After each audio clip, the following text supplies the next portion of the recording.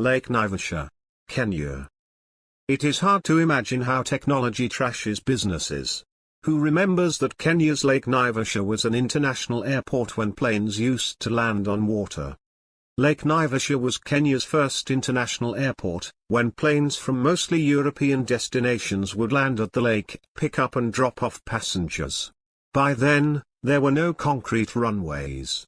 However, advances in aviation technology saw the demise of flying boats, as the passenger planes were generally known. Before landing technology allowed large aircraft to land on concrete. Thus, these flying boats could not compete with the new Boeing 707s, which started operations in 1958. Previously, those travelers who could not afford the flyboat services had to take the ship from Mombasa.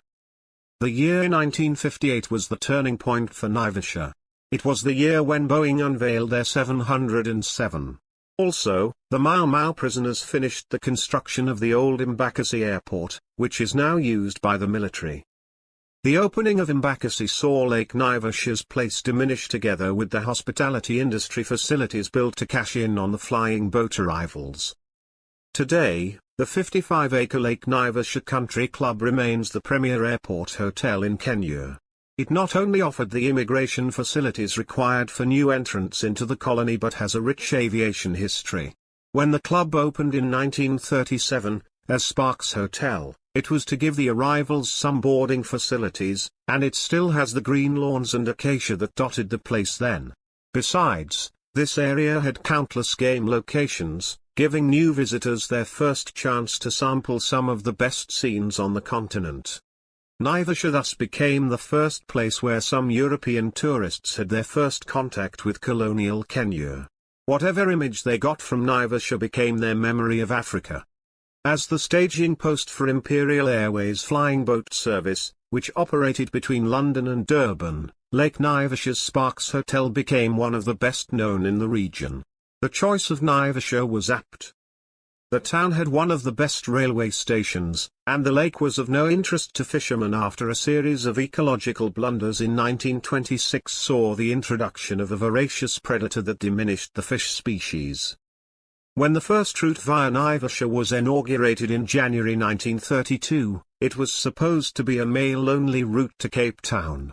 But 3 months later, the lake was opened to passengers.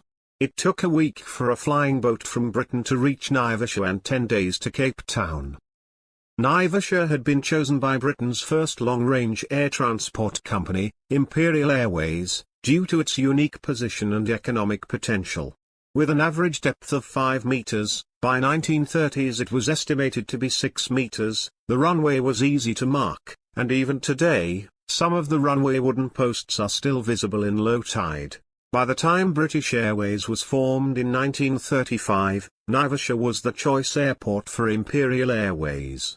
The two would later merge to form British Overseas Airways Corporation, BOAC, in 1945 and continue operations in Naivasha. But after 1949, the airport closed down, and Sparks Hotel lost a place on the international map. So it became simply Lake Hotel before it was renamed Lake Naivasha Country Club. There is still another story of this club. It became a secondary school during the 1940s after students at the then Prince of Wales, now Nairobi School, were relocated, and their school turned into a World War II military hospital. Thus, Naivasha became a victim of aviation technology, and many other landing sites. Thank you for listening to History Works channel. Please subscribe, comment, and share.